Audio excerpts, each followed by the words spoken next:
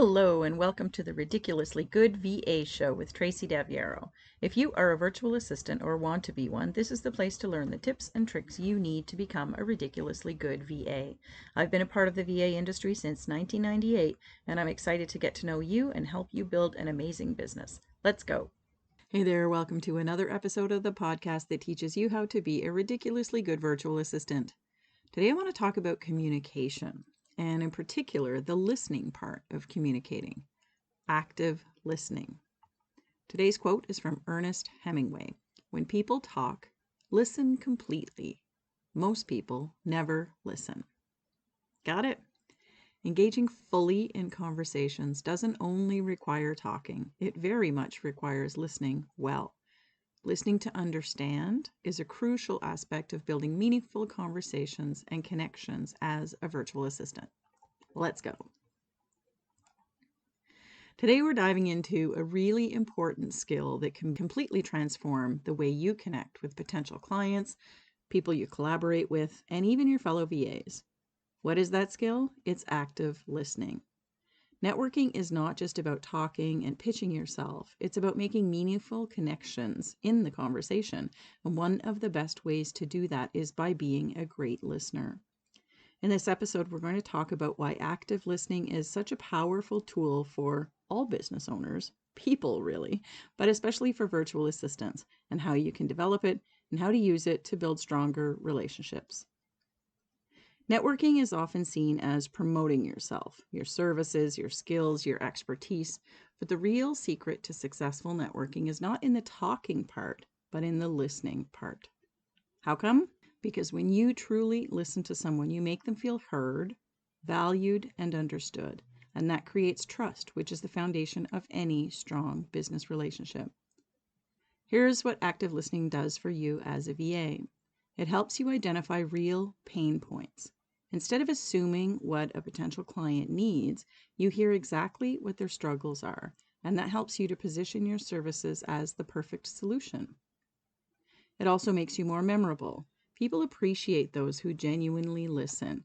When you reflect back their concerns and you show that you understand them, they're more likely to remember you and refer you. And it helps build rapport much faster.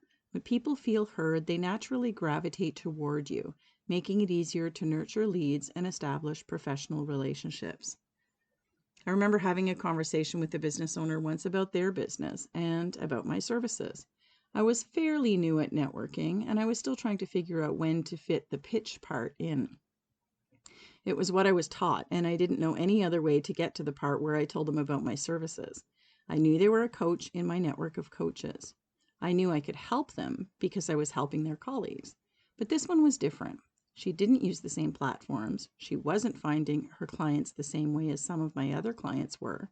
And she wasn't a pushy coach like many of them are. She was what I would now call a heart-centered entrepreneur or a heart-centered coach. So we talked. She knew what she wanted in terms of support, but what we mostly talked about was that she had hired 2 other VAs and they had not worked out for her. She joked that her husband said if she hired me and I didn't work out, that the common denominator obviously was her, and she would have to admit that she was actually the problem. The important part to her was that we could work together. I listened much more to her than I had to others in that same coaching circle, and when I did, I was really able to address the issues that were most important to her. Oh yeah, and we went on to work together for 7 years, so I would call that a win. Active listening is more than just hearing words. It's about fully engaging in the conversation. Here are some of the key components. Number 1, give your full attention. Minimize distractions. If you are doing a Zoom call, silence all your notifications and make sure to maintain eye contact. Use nonverbal cues like nodding and smiling to show that you're engaged. Number 2 is listening without interrupting. Resist the urge to jump in with your advice or a story, your own story or a client's story. Let them finish their thoughts first. Keep a notepad nearby if you really need to jot something down that you don't want to forget, that you want to refer back to, but don't let it distract you. And practice patience. Pauses in conversation don't always need to be filled. That's a big one. Number 3, reflect and clarify. Paraphrase what they said to confirm that you understood it correctly. For example, so what I'm hearing you say is that you're struggling with managing your social media content consistently. Is that right? And ask clarifying questions like, can you tell me more about that? To show genuine interest, but also to expand the conversation and get more information as needed. And number 4 is respond thoughtfully. Instead of rushing to pitch your services, first acknowledge their concerns. That sounds so frustrating. I can see why that would be a challenge for you. Share insights that align with their needs rather than just a generic sales pitch. Here's how I help my clients. So, how do you apply active listening when networking, either online or in person? Here are a few situations where you might need to use it. During your discovery calls, focus on uncovering your potential clients' biggest challenges by asking open-ended questions and then really listening to their answers. Avoid rushing into solutions before they fully explain their needs. Think about my 7-year client. Ask clarifying questions where needed. Second is at virtual or local in-person networking events. When you're engaging in group discussions, pay attention to what others are saying rather than thinking about what you're going to say next. When you do speak, refer back to something that someone else said to show that you were truly listening to the entire conversation. For example, I really liked what Julie said about time blocking. I've really found that to be helpful too. And in online communities and social media interactions, instead of dropping links to your services right away, respond to posts with thoughtful insights and questions. If somebody posts about a struggle, acknowledge their frustration and ask follow-up questions before offering a suggestion. It's like creating a mini conversation before you get to the sales part. And when following up, when you reconnect with someone, reference something that they mentioned previously to demonstrate that you were truly listening. For example, last time we talked, you were struggling with content scheduling. How's that going for you? When I talk about doing follow-up in your Google Sheet, I always say, mention the last thing that, note the last thing that you talked about with someone so you don't forget. It is a really important anchor in follow-up. The more you do it all, the easier it gets. So I'm always going to advise you to have as many conversations as you can. These examples that I've talked about are all different kinds of conversations that do require active listening, or at least that benefit from it. Active listening sounds very simple, but in reality, it takes a little bit of practice. I remember learning how to do it, and it was not natural for me. It took a lot of practice. Here are some common challenges you might face and how to overcome them. Maybe your mind wanders during conversations. This is a big one, right? Try summarizing their words in your head as they speak so that you can stay focused. Use that notepad, but remember, not so much that it distracts you. You don't want to forget what they're talking about, but sometimes as your mind wanders, it's difficult to keep yourself engaged. You might get distracted by thinking about what you're going to say next. We call that listening to respond instead of listening to understand. And you want to pause before responding. You want to take that beat. Remind yourself that listening comes first. I've definitely had to work on this one over the years. Or maybe you struggle with virtual cues in online networking. If you can use verbal affirmations like, I see what you mean, or type comments in a chat to stay engaged, that can really help as well. A great way to practice is by practicing role-playing networking conversations with a fellow VA, a friend, your spouse, your partner, whoever. You can also listen to podcast interviews or watch business discussions so that you can focus on how skilled communicators use active listening techniques. It can be really helpful to see someone else do it, and then you can model it. And another important point is a good podcaster or interviewer doesn't cut off their guests. I like to think I'm a good interviewer, not that I don't jump in sometimes too quickly, but I try to actively not do that.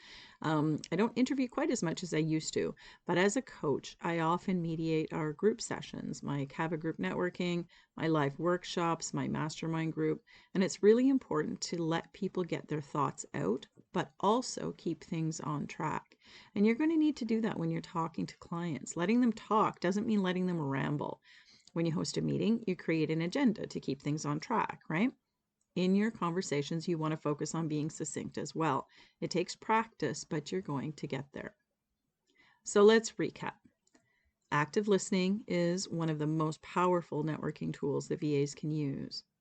It helps you uncover client pain points, helps you understand their real issues, build rapport, that know, like, and trust, and make lasting connections.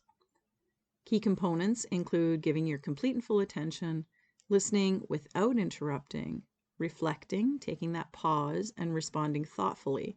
It's a bit of a cycle that you can focus on in every conversation that you have, and that makes it easier. You can apply active listening in your discovery calls, your sales conversations, networking events, online communities, and follow-ups. And you can also apply it to your personal conversations. And in fact, this can help you practice it more often. Like any skill, it does take practice, but I promise you the results are worth it. As always, let's circle back on today's quote. When people talk, listen completely. Most people never listen. Ernest Hemingway is right. Listen to the next conversations that happen around you. Listen to how people talk and how the people they're talking to listen or don't listen. Watch what people type in social media comments. It's alarming to see how when someone says they're looking for VA help, for instance, and they say to email them, that some VAs say, I DM'd you because they think it's faster and they're anxious. They aren't listening. Or when someone else says on Threads, I'm so excited, I've decided to hire a VA this year, and then their comments and DMs are instantly filled with pitches. That's not the response to that conversation starter. Did you know that all social media posts are conversation starters? Did I tell you that yet? If not, here's me telling you that. So I'd love to hear from you. Have you ever had a networking experience where active listening made a big difference? Share your thoughts with me on my social media or in my VA community. I would love to continue the conversation wherever we're connected. If you found this episode helpful, don't forget to subscribe and leave a review. And if you're looking for more strategies to build your VA business with confidence, check out my coaching programs and resources at yourvamentor.com. I am here to help. It's what I always tell you. It's the only reason I'm here at all, to help you become a ridiculously good virtual assistant. Thanks for tuning in this week. I'll see you next time on the Ridiculously Good VA Show. Thank you so much for tuning in to this episode of the Ridiculously Good VA Show. Don't forget to subscribe so you don't miss a thing. For more great resources for your VA business, visit my website at yourvamentor.com. I'll see you back here next time.